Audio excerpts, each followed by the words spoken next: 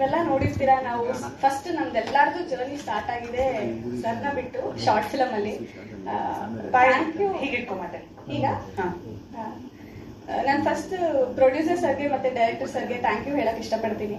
ನನಗೆ ನಿಜವಾಗ್ಲೂ ಗೊತ್ತಿರ್ಲಿಲ್ಲ ನಾನು ಒಬ್ಬರನ್ನ ನಗಿಸ್ಬೋದು ಅಂತ. ಆ ಥರ ಆಕ್ಟಿಂಗ್ ತರಿಸಿದ್ದು ನಮ್ಮ ಸರ್. ಅವ್ರಿಗೆ ನಾನು ಯಾವಾಗ್ಲೂ ಆ ಗ್ರಾಟಿಟ್ಯೂಡ್ ಇರುತ್ತೆ. ನನಗೆ ನಿಜ ಗೊತ್ತಿರ್ಲಿಲ್ಲ ನಾನು ಒಬ್ಬರನ್ನ ನಗಿಸ್ಬೋದು ಅಂತ. ನಾನು ಇದುವರೆಗೂ ಯೂಟ್ಯೂಬಲ್ಲಿ ಮಾಡ್ಕೊಂಡ್ ಬಂದಿದ್ದೆಲ್ಲ ನಗ್ಸೋದು, ಒಂಥರ ವಿಭಿನ್ನ ಪಾತ್ರ, ವಿಚಿತ್ರ ಪಾತ್ರ ಅಂತಾನು ಹೇಳ್ಬೋದು. ಈ ಸಿನಿಮಾದಲ್ಲಿ ಒಂದು ಅಳಿಸೋ ಪ್ರಯತ್ನ ಕೂಡ ಮಾಡಿದೀನಿ. ಫಸ್ಟ್ ಟೈಮ್ ಹತ್ತಿದ್ದೀನಿ ಸಿನಿಮಾದಲ್ಲಿ. ಇದು ನನಗೆ ಯಾಕೆ ಅಮೃತಾಂಜನ್ ತುಂಬಾ ಸ್ಪೆಷಲ್ ಅಂದ್ರೆ, ಇದು ನನ್ನ ಫಸ್ಟ್ ಡೆಬ್ಯೂ ಕನ್ನಡದಲ್ಲಿ. ತುಂಬಾ ಎಫರ್ಟ್ ಹಾಕಿದೀವಿ. ಯಾರು ಶಾರ್ಟ್ ಕಟ್ ಅಲ್ಲಿ ಬಂದಿಲ್ಲ.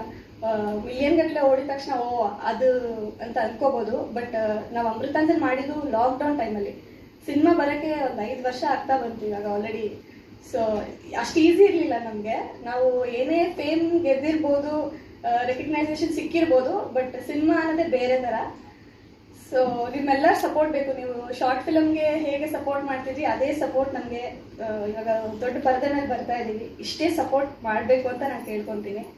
ಇದರಲ್ಲಿ ಅದೇ ಅಷ್ಟು ನಗ್ಸೋ ಥರ ನಮ್ದಿರಲ್ಲ ಪಾತ್ರ ಎಲ್ಲ.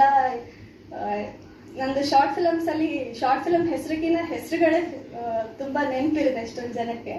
ಇದರಲ್ಲಿ ನನ್ನ ಕ್ಯಾರೆಕ್ಟರ್ ಹೆಸರು ಉರಿ ಅಂತ ಆಗಿರುತ್ತೆ. ಇದರಲ್ಲೂ ಒಂದು ಬೇರೆ ತರನೇ ಹೆಸರು ಉರಿ ಅಂತ. ಒಂದು ಪೊಸೆಸಿವ್ ಗರ್ಲ್ ಫ್ರೆಂಡ್ ಆಗಿರ್ತೀನಿ. ಇದು ನೋ ಏಜ್ ಲಿಮಿಟ್ ಅಂತ ಹೇಳ್ಬೋದು. ಪ್ರತಿಯೊಬ್ರು ಚಿಕ್ಕ ಮಕ್ಕಳಿಂದ ವಯಸ್ಸಾದವರು ಬಂದು ನೋಡ್ಬೋದು. ನೋ ವರ್ಗ್ಯಾರಿಟಿ ಏನೂ ಇಲ್ಲ. ಒಂದು ಒಳ್ಳೆ ಕ್ಯೂಟ್ ಲವ್ ಸ್ಟೋರಿ ಇದೆ. ಆಮೇಲೆ ಒಂದು ಯೂತ್ ಕಂಟೆಂಟ್ ಇದೆ. ಫಸ್ಟ್ ಹಾಫ್ ಒಂದು ಕಾಲೇಜಲ್ಲಿ ನಡೆಯೋ ಥರ. ಫ್ರೆಂಡ್ಸ್ ಎಲ್ಲ ಹೋದ್ರೆ ಅಂತೂ ಅವ್ರ ಕಾಲೇಜ್ ಡೇಸ್ ನೆನ್ಪು ಮಾಡ್ಕೋಬಹುದು. ಅವರು ಟೀಚರ್ ಜೊತೆ ಇದ್ದಿದ್ದಾಗ್ಲಿ, ಫ್ರೆಂಡ್ಸ್ ಜೊತೆ